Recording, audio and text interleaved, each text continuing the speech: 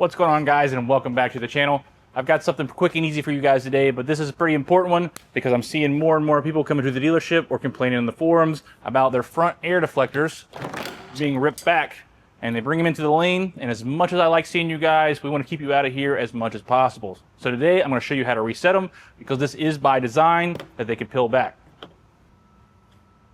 Now this is your front air deflector for aerodynamics, and as you'll notice, it is spring loaded and does have the ability to fold forward.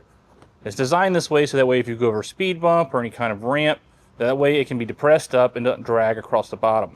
Now, in the event that, let's say, you get hung on a parking curb or some other kind of lippage on the road, it is designed so that way it can be grabbed and pulled back like that without ripping your entire bumper off.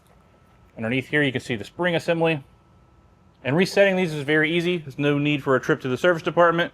It'll be a lot quicker if you do this yourself versus bringing it in, have your car rode up, waiting for me to look at it. You will have to lay on the ground. I do have the car in the air, unfortunately, but it is very simple to reset them. So it's fairly easy to get these things back in place, even while laying on the ground. You're just going to end up tucking it through the fender lip and the splash shield here. Easy as that.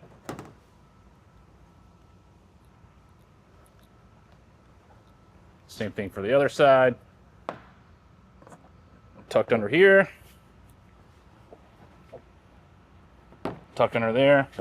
And that's it.